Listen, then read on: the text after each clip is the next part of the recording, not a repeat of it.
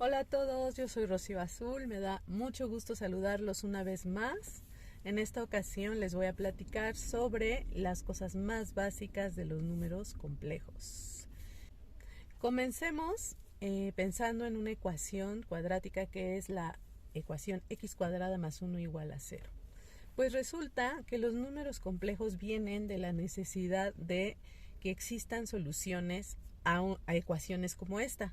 Si se dan cuenta, la x que cumpla esto va a cumplir que su cuadrado es menos 1. Sin embargo, ningún número real cumple que cuando lo elevas al cuadrado te da un número negativo y por lo tanto esta ecuación no tiene soluciones en los números reales. Y entonces se propone la existencia de una unidad imaginaria que va a ser la y que cumple precisamente que y cuadrada es igual a menos 1. Y a partir de esta y, ahora la idea es construir todo un sistema numérico que sea consistente con el sistema que ya tenemos de los números reales y en donde existan soluciones a este tipo de ecuaciones. Así que los complejos se definen como todos los números z que tengan la forma a más ib, donde a y b son números reales. A la a le vamos a llamar la parte real de z y a la b le vamos a llamar la parte imaginaria de z. Ahí tienen unos ejemplos de números complejos. Tienen el menos 2 más raíz de 5i, menos i también es un complejo.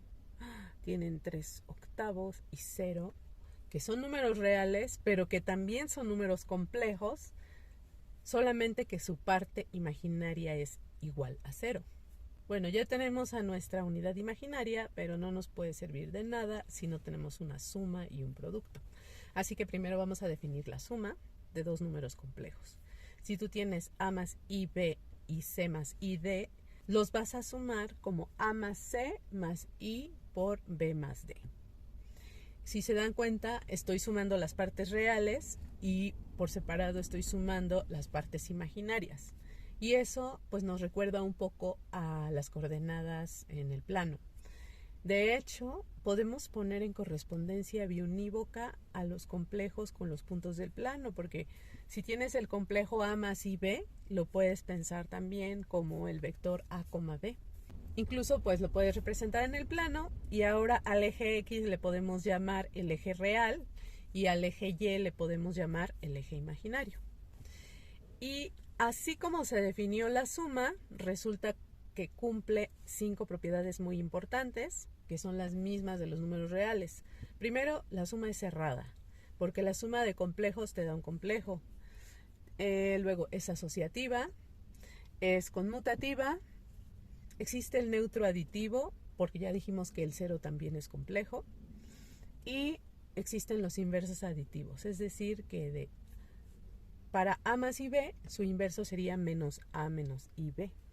Así como los números reales tienen una representación en la recta y ahí geométricamente puedes interpretar la suma, ahora los números complejos tienen una representación en el plano y podemos representar geométricamente la suma también. Solo que ahora, como coincide con la suma de vectores, puedes usar la regla del paralelogramo, que está ahí ilustrada. Y entonces sumar complejos es lo mismo que pegar flechitas una detrás de la otra. Y gratis, ahí también tienes una representación de la conmutatividad de la suma. En los complejos también existe un operador que es muy importante, que es el operador de conjugación. Hace lo siguiente: si tú tienes el complejo a más ib, se define el conjugado de ese complejo como el complejo a menos ib. Si los representas geométricamente, verás que es como cambiar la segunda coordenada de signo y entonces geométricamente esto es como reflejar con respecto al eje real. También tenemos el producto de números complejos y lo vamos a definir de manera que se cumpla todo lo que queremos.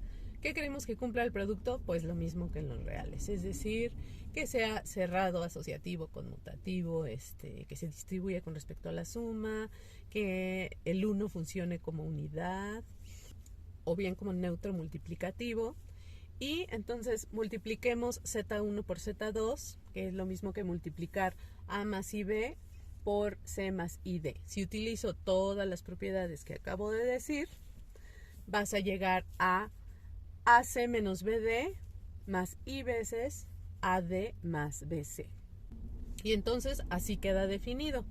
Con esta definición se puede probar fácilmente que se cumplen estas 5 propiedades que les dije: cerradura, asociatividad, conmutatividad, el neutro multiplicativo, y que el producto se distribuye con respecto a la suma.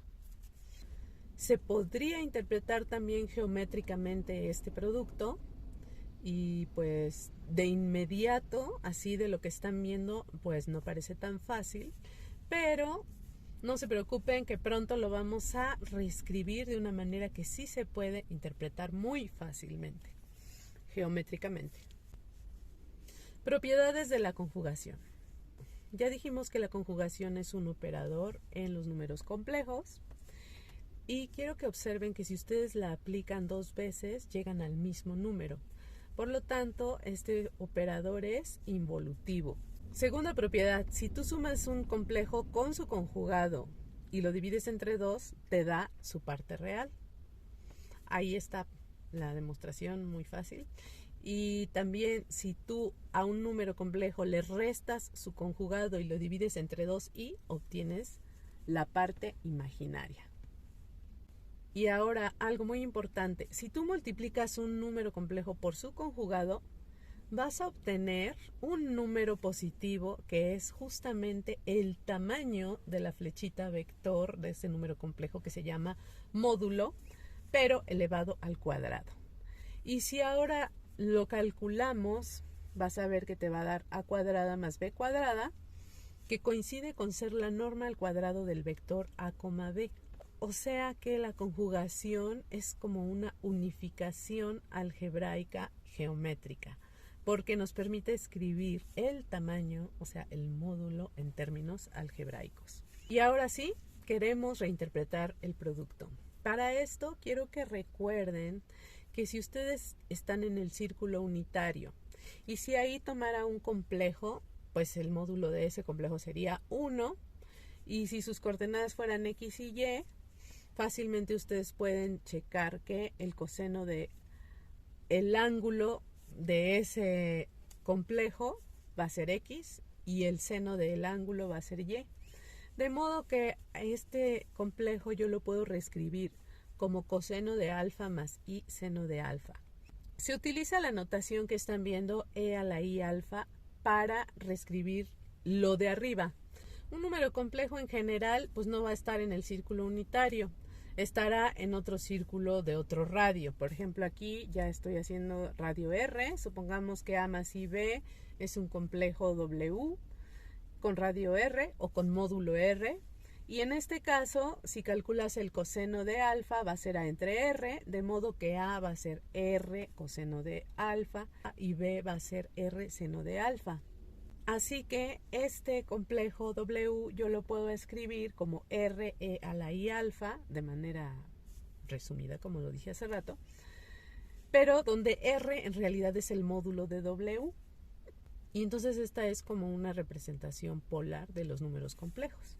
Pero con esto estamos listos para interpretar el producto de números complejos.